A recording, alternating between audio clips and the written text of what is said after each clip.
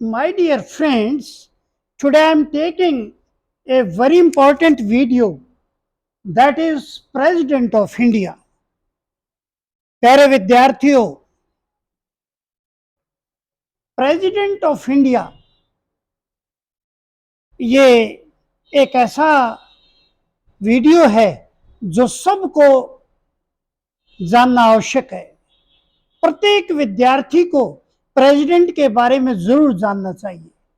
प्यारे विद्यार्थियों, प्रेसिडेंट हमारे देश के अंदर सबसे ऊंचा पद और सबसे सम्मानित पद है। हम प्रेसिडेंट को महामहिम भी कहते हैं। प्यारे विद्यार्थियों, प्रेसिडेंट के बारे में जानना बहुत आवश्यक है सभी विद्यार्थियों के लिए, एलएलबी के विद्यार्थियों के लिए भी और सभी सिटीजन के लिए भी जानना आवश्यक है। तो प्यारे विद्यार्थियों, मैं इस वीडियो में ये बताना चाहूंगा आपको कि प्रेसिडेंट का इलेक्शन कैसे होता है, प्रेसिडेंट का ऑफिस का टर्म कितना होता है और प्रेसिडेंट की पावर्स कितनी होती हैं। ये सारा सब कुछ इस वीडियो के अंदर जो इम्पोर्टेंट पॉइंट्स हैं वो सभी इसमें मैं डिस्कस करूंगा। तो प्यारे विद्यार्थी, सबसे पहले article 52 of the Constitution reads, there shall be a President of India, and Article 53(1) says that the executive power of the Union shall be vested in the President and shall be exercised by him. Article 53(2) declares that the President as the Supreme Commander of Defense Forces. Article 53(3) provides that any function can be transferred to the President. तो प्यारे विद्यार्थियों, article 52 क्या कहती है और article 52 के अंदर यानी आप इसको कैसे डिफाइन करेंगे। प्रेसिडेंट आर्टिकल 53(1) के अकॉर्डिंग सभी एग्जीक्यूटिव पावर जो हैं वो प्रेसिडेंट के पास होती है और उनको प्रेसिडेंट बहुत अच्छी तरह से एक्सरसाइज करता है। Article 53(2) declares president as the supreme commander of defence forces.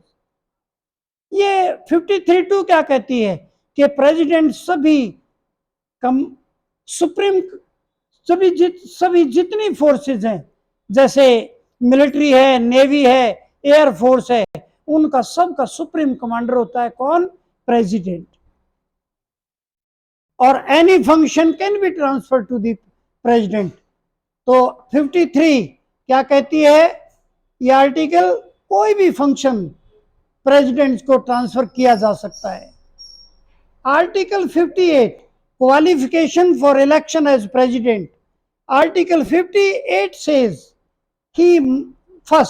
He must be a citizen of India. पहली कंडीशन क्या है, यानी प्रेसिडेंट का इलेक्शन कौन लड़ सकता है, उसकी कंडीशन आर्टिकल 58 में दी हुई है। पहली condition, he must be a citizen of India, वह देश का नागरिक होना चाहिए। He must have completed the age of 35 years, और उसकी आयु 35 वर्ष होनी चाहिए कम से कम। He must be qualified for election as a member of house of the people, और वह जो है, जैसे हमारे जो बोथ हाउसेज हैं उनमें जो क्वालिफाइड है इलेक्शन लड़ने के लिए, वो प्रेसिडेंट का भी इलेक्शन के योग्य है। He must not hold any office of the profit under the government of India, और वो किसी प्रकार का भी गवर्नमेंट ऑफ इंडिया के अंदर यानी प्रॉफिट का ऑफिस उसके पास नहीं होना चाहिए, वो उसे छोड़ना पड़ेगा यदि वो प्रेसिडेंट का इलेक्शन लड़ना चाहता है तो। Condition of President, Article 59 says he should not be a member of either House of Parliament or a House of State Legislature.